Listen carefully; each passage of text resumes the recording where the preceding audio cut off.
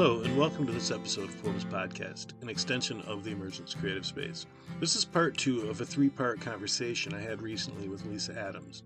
In this episode, she and I get to go a bit deeper into the reasons that people are drawn to spirit in times of crisis, and we share a little bit of our own process when it comes to healing. I am blown away by Lisa's ability to open up and share her story with us, and how natural it was for me to relax and share some of mine with her. This conversation reminds me why I started the Portals Podcast in the first place.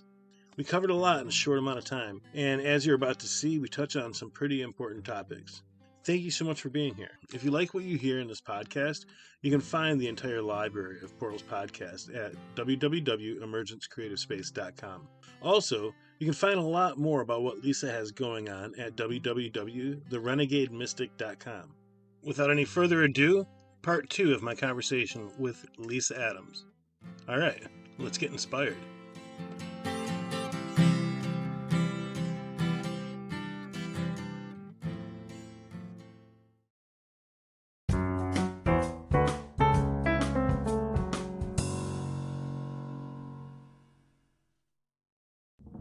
You're listening to Portals Podcast, an extension of the Emergence Creative Space. Listeners are transported into the hearts and minds of some of the most inspired creators, producers, artists, and activists around. Portals is a platform and a spotlight on people, organizations, businesses, and more who are the unsung heroes making a huge impact on the lives of others. My name is Scott Love, and I will be your host on this journey into the powerful world of intention and conscious creation. I am an activist, an entrepreneur, and a visionary. Over the years, I've made some incredible relationships with a lot of truly epic people. Many have helped inspire me and have guided me on my journey. I believe they'll help you as well. Here's what's up. We are a people in transition. The choices we make now will affect lives for generations to come. Our choices will be our legacy. I want Portals Podcast to be a go-to resource for those who are searching for solutions and to help us move us all forward. Thanks for being here.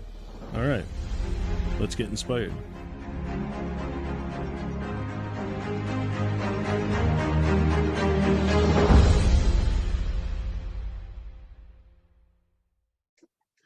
All right, we are back. I am with Lisa Adams.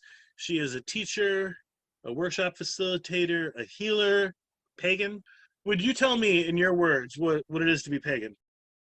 So, for me personally, when I was trying to figure a bunch of stuff out when I was really young and, reading all these books on spirituality or whatever, I was kind of forming some of my own beliefs at the same time. And what I kept coming back to over and over again was the importance of nature and the cycles of the sun, the moon, and the earth, the seasons. And after a time, I came across this one book, like somebody's like, you should check this out. And I was like, okay. And I read this book called Drawing Down the Moon by Margot Adler. She used to be an NPR correspondent. She's passed away. But anyway, she goes into all this detail in this book about paganism and Wicca and all these things. And I had not heard of I'd not heard of that before. And I read the description towards the very beginning of the book about what these people believed. And it had to do with honoring the cycles of nature and the sun, the moon, and the earth, and how intrinsic that is to our lives and how we live. And that nature is our biggest teacher. Everything that nature does is a reflection of how to live, how to be. Nature isn't perfect. I mean, it is, but it's like perfect in its imperfection. We're in autumn now. It's the time of letting go. Right. The leaves are turning and they're dropping. It's time for us to do the same kind of thing. And in winter, we go even farther inward and we rest and we dream and all of that. So I was part of the pagan community. I still am, but really actively and in leadership and as a priestess, teaching and leading for a couple of decades. And then now that I'm kind of doing more of my own thing, I've come to the term animist or animism, which basically is very similar. It means that there's a spirit and a life force energy in all of nature. And there's something about that to be respected and to learn from, to commune with. And also there's a reverence that I have for all of it. So a lot of the way I live my life is really paying attention to all of those things and understanding that in the springtime, we're sort of sowing seeds of intention for what we're creating in our lives, even if we're not actually, putting seeds in the ground. But in agrarian society, that's what people were doing. And that's so much a part of how they lived and how important it was that everything thrived and the cycles of nature. They had to honor that and they had to live their lives around that. And now so many people are cut off from it.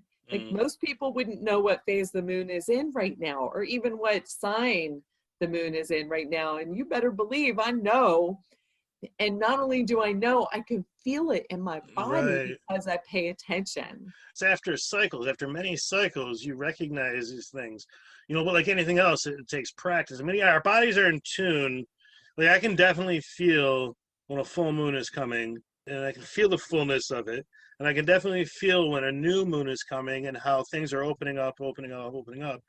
And I know that, like, I've always thought of when the full moon is happening, that's when you get active. That's when you write your lists. That's the full moon of illumination. You get to see things. When you're meditating, things become more clear. And then with the new moon, that's when it's like quiet. That's when it's still. That's when it is, like I said earlier, open. And you can actually really have to see. It's more feeling kind of a thing. And that's fantastic. How does your pagan spirituality affect what you teach and how you teach? Well, everything in my life, my business, everything, the way I live is centered around my spirituality and my beliefs. And so it occurred to me, I think back around like 2012, that all these things that I've been passionate about and learning about and living are like, I could probably make a living at it, or like, wow, I could make a living at this. So I had already been doing some teaching and stuff, and I'd already been kind of doing some self-employment with teaching and doing healing work or whatever. And I realized like, I'm so dedicated to this, and this is my path. And I've been in it since I was just about 16. Like shortly after 16, I started getting interested in all of it. Nice. And taking classes and workshops. I even have a degree in religion. I'm an ordained minister, That's cool. So I had the bona fides also to back it up.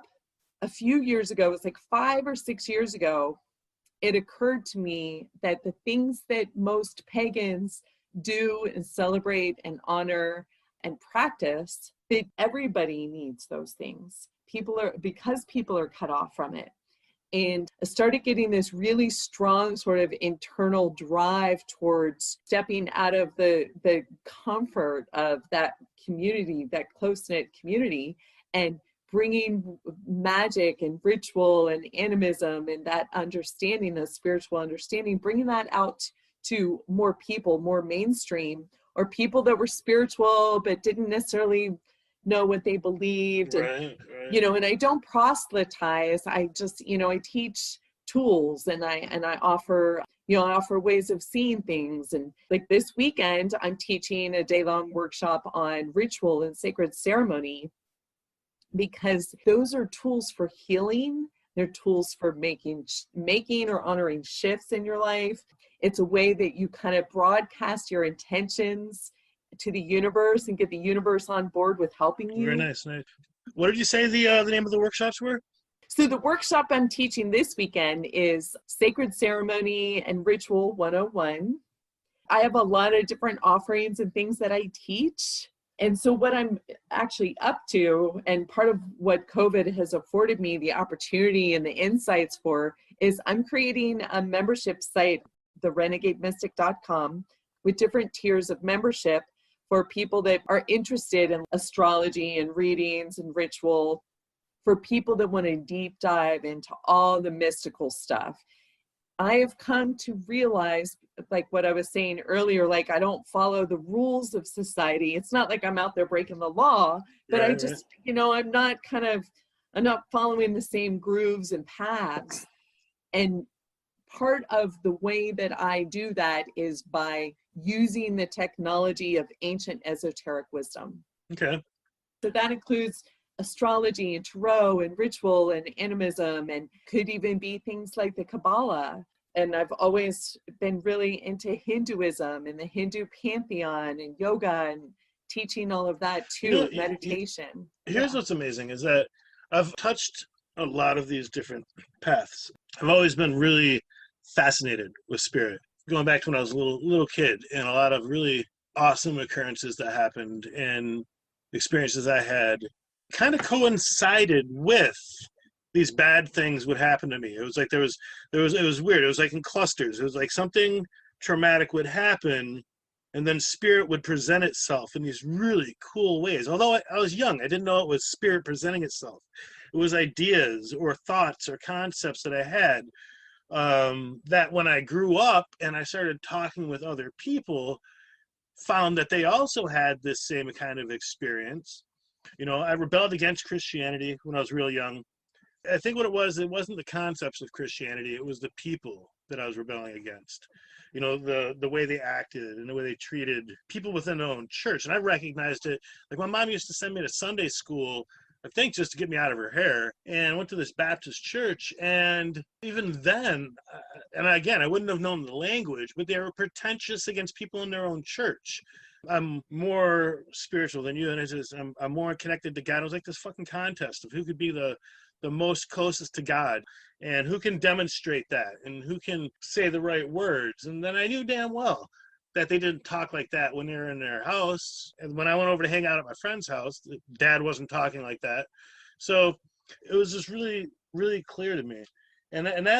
So spirituality, the point is that it had me look for other things: Hinduism, Buddhism, Hermetics, a little bit of the Kabbalah I've looked into, starseed information, paganism, all of it. And I look at spirituality as kind of like a salad bar. You have all these different things. You can eat nothing but carrots if you want, but I'm telling you, you put a little bit of celery next to that kills carrots, and then some peas, and you put a dressing on it, and it's really good. So let's talk about something people can do right now. Anybody who's listening, who may be having a hard time, who may be feeling anxious or just maybe numb. Numb is a big thing right now too. Numb and just blowing through life one day after the next. How many bowls can I hit today?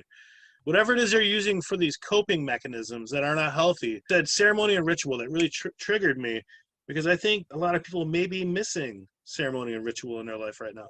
So what are some things people can do? I always start with some of the basics, the things that we already know but don't necessarily put into practice because we don't realize the full value. So that's things like taking care of your body and your health with rest and good foods, and like not junk, not like processed foods, but like actual foods, drinking all the water, moving your body. Movement is one of the keys, and this one is really undervalued. This is the key to that like word that we hear all the time called embodiment. If you move your body in joyful ways, but just at least moving your body, like you don't have to go punish your body at a gym or with weights or anything like that unless you really love that or it feels good to you. But you can dance, you can walk outside, you can do yoga, you can do fun things. And when you're moving your body in new and different ways, that forms new neural pathways in your central nervous system. And when we have those new pathways, we are literally creating new ways of being.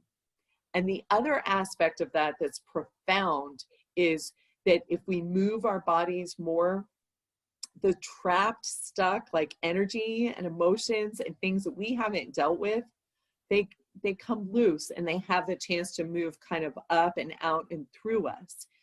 The reason most people numb out is because the world is overwhelming and people are more sensitive than we realize. We don't realize how sensitive and empathic we are, and that we're being bombarded with things coming at us from all over.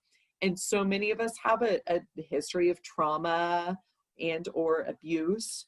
And so that makes us extra sensitive when we're trying to like cut off from the pain. But the best thing we can do is be just really present with it and move our bodies. That's huge. Also, it sounds really cliche, but I don't care how cliche this sounds. Meditation is the key that unlocks your potential. Meditation is simply the act of sitting. I recommend set a timer on your phone, something that sounds pleasant when it goes off, not something jarring. Sit, notice your breathing, and whenever your mind starts to wander off or go on a tangent, which is going to do because that's what the mind's job is, Right. meditation is just bringing it back to the present moment. And then when it goes off down another one, there it goes again. Let's come back here and focus on breathing. And after a time, I found that the people that I've worked with and I taught them meditation, they started doing it, they got much more calm and focused. They become more aware of, like those inner narratives, because the mind is just going to go off all the time. I call mine negative Nancy. It's like, and, Right. and we can witness when that's happening, and we don't have to buy into and believe everything we think. That instead it helps us to drop more into our body and feel our intuition, the wisdom of the body. That's another key with moving the body. You get to understand more what the wisdom is that's within it. That's that part of us that is nature. Like nature is us. We are nature. Our bodies house our spirit. If we listen to the body, we're actually helping to listen to our own spirit. So we get to be the center and the stillness amongst the chaos and the swirl. Getting out in nature too, like that's the other thing, like huge. Those are like such basic fundamental things, but they're really profound and undervalued. I found that when I create an intentional altar in my bedroom or in my front room, that's a really cool meditation. Even if I just had 3 crystals and I'd set up 3 crystals and I'd burn an incense in those crystals, and then that over time that would grow and grow and grow until it took over my entire desk. And then I'd have a huge doily that I'd put over it, a picture of my mom who has passed away. Lately I have this little necklace that has this seal that's never going to open unless I open it. Has a little bit of my mom's ashes in it. So I put that in there. And just the act of building it and being mindful that, okay, if I point this crystal out in this way, then it's going to pull the energy from the center and it's going to project it out there. And I really get elaborate in the storytelling, that I tell myself with it. And everything's so intentional that by the time I step away from that altar, I feel so amazing. And it just stays with me. And not only that, it changes the whole energy of the room. I do a lot of changing furniture around. Not because I'm indecisive. My bedroom studio has probably changed 5 times in the last 2 months. And it just all depends on a constant, just a flow of energy. We're like, okay, let me try this and let me try that. And if something feels good, then it'll stay there. So that's something I'm going to suggest anybody who's listening who might be feeling a little stagnant. Maybe start one by doing a cleansing of your house. Clean your bathroom, clean your kitchen. If you do it every day, maybe do a little extra detail work. Take a day and get all your clothes laundered, vacuum your floor, make your bed. I make my bed every day. I just started doing that a few months ago, and it made a huge difference. Even though I'm not going anywhere, just walking into my bedroom feels good, a little more organized. Those are great suggestions. I wholly believe in everything you're saying, because you are shifting and moving energy around. And Yes. If you're feeling stuck and stagnant and kind of dull, like what's your environment looking like? Is it stuck and stagnant and dull? Is there a wall you've always wanted to paint? We got time, paint a wall. Do something, do that mural. Just do something, because it's going to get you up and moving. It's going to feel refreshing. You're going to feel like you're doing something. And then just to get that ball rolling, because that yoga and stuff, it's really hard for someone who's been sitting down watching YouTube videos or whatever video games to get up and get moving. What is that one thing that's on your list that you have been putting off, and that thing that might take you a half hour, just get up and do it, because you're going to feel better. You're going to feel better. Maybe it's as simple as, a dude who's been sitting around growing a beard, but he really wants to shave his neck. It's silly, man. It's just little tiny things can make a huge difference. All you need is a spark of inspiration, and sometimes it'll catch. I wonder, and we talked about this a little bit before the show when we were chit-chatting, we've had months, a lot of people have had months of just chilling. I wonder what percentage of the people that are listening have actually used this as a moment to launch something or to get involved with something. Because, there's that narrative before COVID, I caught myself saying a lot, there's not enough time in the day. I don't have opportunities. If only I had a month to focus on something. So if there's anybody listening and you feel that you could do something, do something, do anything. The world needs you to do something right now. Whatever it is, your heart, that vision that you've had. And so there's this transition from those who can't get off the couch and they're not feeling anything, they're kind of numb. It's hard for them to be like, oh yeah, I can create a project that is going to take care of this scene need. How do you get yourself inspired? And now it's easy. You seem to be inspired. You seem to be rolling. That energy is rolling, but when you're feeling yourself in that lull, and that lull becomes comfortable, and it's time to get on your feet and do something, what is something that you say to yourself, or a little ceremony, or a little whatever it is that helps get that ball rolling for you?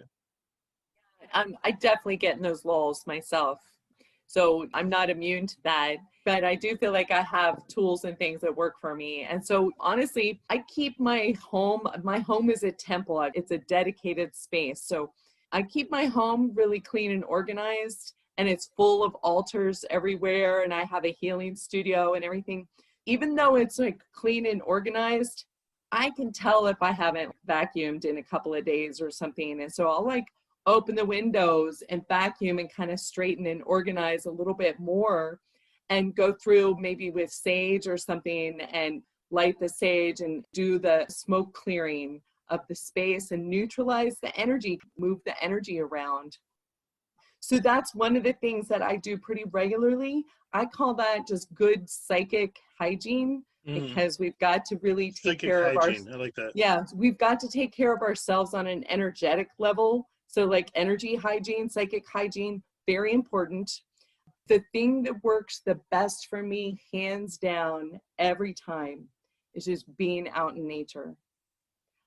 Where I live, I'm blessed. I can go and hit a trail and be in the national forest in no time. You are blessed. So, that is awesome. Yeah, so I get out in nature, and when I do, I always kind of send my little spirit up, and I just say, hey, I'm here.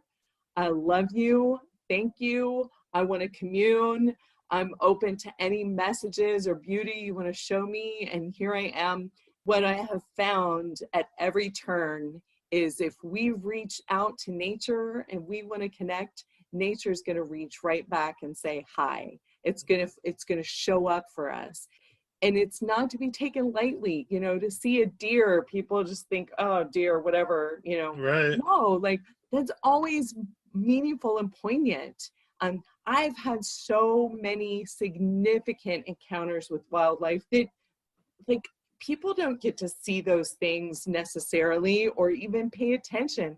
I count hawks when I drive down the highway. I'm just counting them. And most people are really unaware that they're even sitting up in a tree right there, or that they just flew right over your head. That was a hawk. Didn't you see that? Right. So that's my big one is getting outside. And then I do yoga and stuff to make sure I take care of this body temple. It's just so important. That's awesome. That's fantastic. It's mindfulness. It's taking a moment to be aware. I'm a big fan of stopping to recognize the perfection of the moment. I'll just be walking down the street, or I'll be crossing the street, or I'll be walking through the woods, or maybe I'll be mowing the lawn or whatever, and I'll just stop in place, and I'll look around and just catch. I'll be like, oh, there's a tree, and Look at all those crickets trying to get away from the lawnmower. Maybe I should step there first so that they can get out of the way. And, just really being mindful of the perfection. So I'll take this.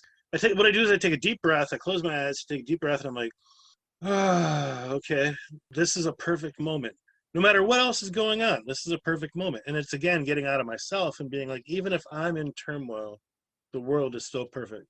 The earth is still perfect.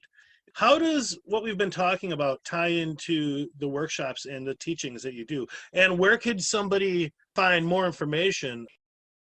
I'm definitely on Facebook and Instagram. You can look me up as Priestess Lisa or Lisa Adams, the Renegade Mystic. You can look me up in those ways, and I put out information. And I don't just put out like information about what I'm doing. I put out a lot of actual like writing and content that I create in part because I witness what's going on. I feel into it. I notice the patterns, and I kind of frame things in such a way that helps people to understand like what it is that they're feeling and going through. Those are really great ways to find me and follow me. I'm always putting stuff out there. Also, my website, therenegademystic.com. There's information there. You can see some of my offerings. But when I'm teaching and when I'm working with people, I'm helping people to understand the reasons why things happen and to reframe, just as I was saying, to reframe things in a spiritually meaningful way so that people can understand and derive meaning out of the consequences or the situations or the issues that they're dealing with, and how to find the healing or the meaning or a different understanding and perspective, because they might have that narrative going on in their brain and making meaning like so-and-so is a jerk, when maybe so-and-so is, yeah, well, I'm putting it kindly, but, but maybe so-and-so is dealing with a lot of pain or has some issues in their life, or maybe they've been a victim of abuse and they've never gotten any help. Like, you just don't always know. I help people to look at things differently. And if they have had a difficult life and they've got things that they're still sort of trying to heal or work on, then sometimes people enter into coaching with me. Usually I like to work with people for a good 6 months or so. I guide them through a shamanic journey of soul retrieval, where I'm not doing the soul retrieval like most shamanic people would do. I am guiding them in retrieving their own soul pieces. They get to go back through their timeline and they get to look at the things that happened that caused them pain or angst that they might still be dealing with in this day and time.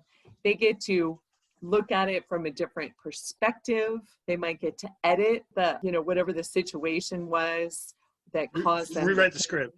Yeah, they do. And they get to take that part of them that was sort of left back into that traumatic situation, and they get to bring it back in and become more whole. And it takes time to do that and to integrate. And then I also teach them some tools along the way with how to better deal with things as they navigate through day-to-day stuff. You mentioned soul retrieval. Back in the winter that goes from 2011 to 2012, I had just gotten back from Sedona, created this event there called the 11-11-11 Gathering. And it was a powerful experience for me. There was a period of time, I trial and error, ice and fire. It was just so much that was learned. And so my mind was blown open through that experience. And then the event happened, and the event was amazing. It was powerful for myself and for so many other people. And that was really the seed that planted everything I've been doing since with 3DL. But after that, I went back to Detroit with no money, right? I went back with no place to live. I had a suitcase full of clothing, and that's all I had. I had what is called the dark night of the soul. And that wasn't the first, and it wasn't the last, and hopefully it's not going to be the last, because I've actually gotten to enjoy the dark nights of the soul a little bit. So the thing is that I came back, and the deal I made with this friend of mine was I was going to get his house ready to be rented out, and I was going to rent out rooms for him. It was kind of the house definitely needed some work, painting and cleaning. And so I rented out a room to this dude. He was a spiritual practitioner. He did soul retrievals and soul cleansings. And after a few months, at first he didn't want to for some reason, I think he was, I don't know. I'm not really sure what his reason was. I'm not going to put words in his mouth. But eventually we did, and it was profound. But man, it lasted a while, and it was in a couple different parts, like part one, part two, part three, all within the same day. But when it was done, I was just drained. It was just drained. It was emotional, and it was physically. I could feel the changes taking place in my body, and that was the start of that soul retrieving moment. It was like soon after that the message about 3 days of light came, and that I shouldn't judge what's going to happen based on what had just happened in Sedona. It was a gathering of light workers and light beings, and there was people from all over the world that showed up, and Sedona's already a pretty powerful joint. That event, it got turned to 11. There was other events going on in Sedona, but I was a vessel that brought in that aspect to it, to the 11-11-11 experience in Sedona. And I was burned out. I was fried afterwards, man, especially because I'd never done anything like it before. I'd never been to a spiritual workshop. I'd never been to a spiritual conference.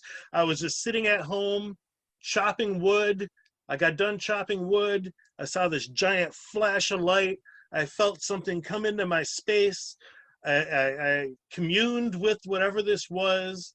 And then from that moment forward, all these amazing things started happening, one right after the other, after the other, after the other. And next thing I know, I'm telling my stepdad that I'm thinking about going to Sedona and for creating this gathering.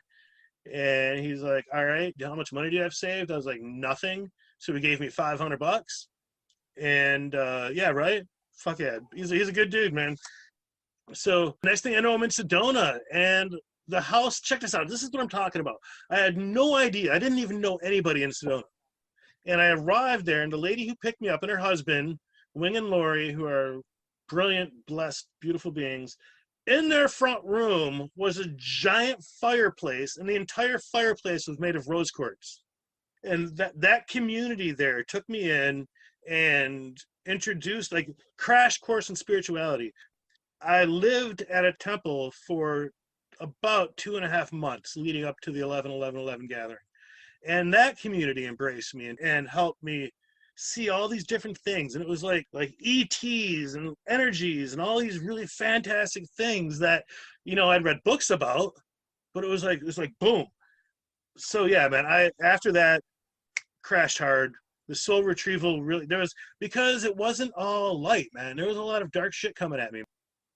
Yeah, soul retrieval. So sorry, I'm probably going to edit a lot of that out. I just felt like sharing that with you. That's fine. Right? But Scott, I think it's amazing that you had that experience and that you went out there and you felt really compelled to do that, and you listened to your heart and your soul and you did it. And the thing that I've noticed is a lot of people talk about, like, after festivals or after these peak experiences, they kind of crash, yep. Right? And you experience that. And I think it's because we're so wide open in those spaces. And then you went to Detroit after that. Like, right. What a harsh landing. Like, that's not a soft, easy place to land. That's a harsh environment. And there's and all of a sudden you were wide open, and then all the energy and the angst or the whatever kind of comes back in. And at the same time, all the kind of buried stuff within us starting to really surface and bubble up. So we're like, oh, what am I feeling now? We're like, what is all this? And we're not prepared. A lot of people aren't prepared for what they're going to experience after a peak experience like that. You talked about, you go up and then you come down. Well, that's kind of often what happens. It doesn't have to be the way that works, but that happens with a lot of folks. But I also want to say something. You talked about, there was a lot of light, but then you're like, but there was a lot of darkness. And I consider myself as much a shadow worker as I am a light worker, because if I'm not digging around in my own shadow, and then I'm bypassing. And we know that word, like, that's a big hot term in the spiritual community. I don't want to bypass my shit. Right. And I've also come to understand and realize that if we want to truly be the powerful people that we are, we have to integrate and love the shadow parts of ourselves.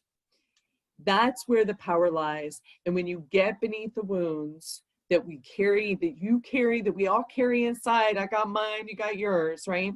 When we get underneath that, that's where the gold is. That's the treasure of who we truly are. I love that. That's so cool. And at that time in 2011, 2012, shadow work wasn't a part of my vocabulary. Like I said, I had just been thrust into this experience. And so, yeah, I was scared of the dark for a minute. And when I say the dark, it was, dark entities and dark energies and things that were there to make sure that or at least try to make sure, because they weren't successful. In fact, we then went on to do something for 10 more years. But these dark forces, if you want to call them that, because of vocabulary, we use the word dark forces. Yeah, so the word that I have come to use is malevolent. Right. Malevolent. So this malevolent energy exist. Yeah. was there to make sure that it didn't happen. But the team we put together was a team of rock stars, and it was badass. This is awesome. I'm really happy that I get the opportunity to talk with somebody that's on this level. It's pretty sweet.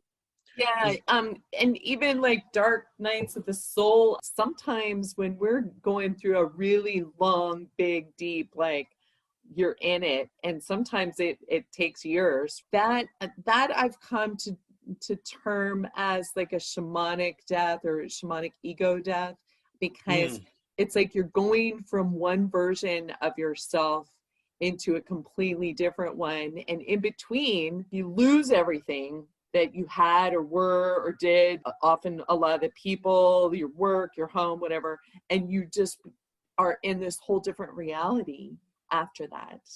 It's something that I think many around the world are going through right now on a global scale.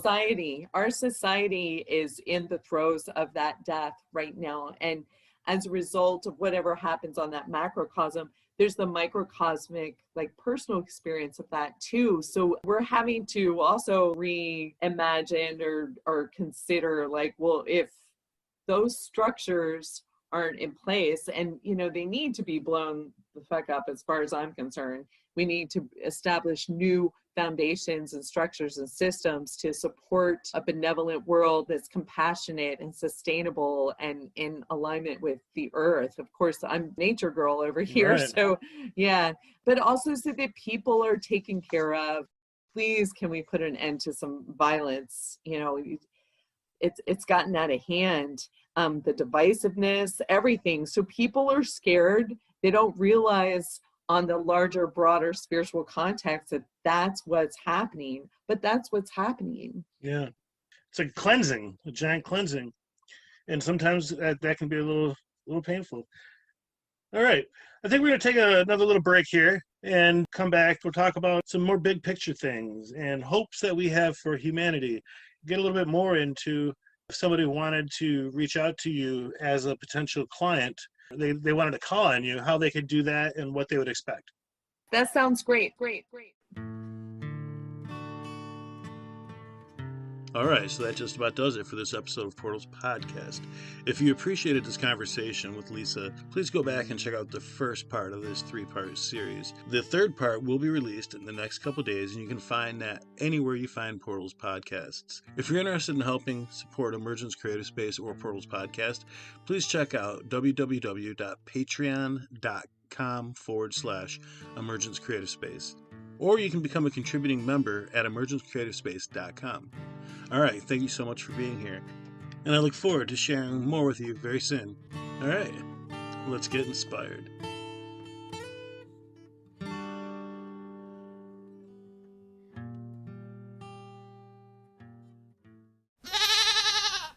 Oh, thank you.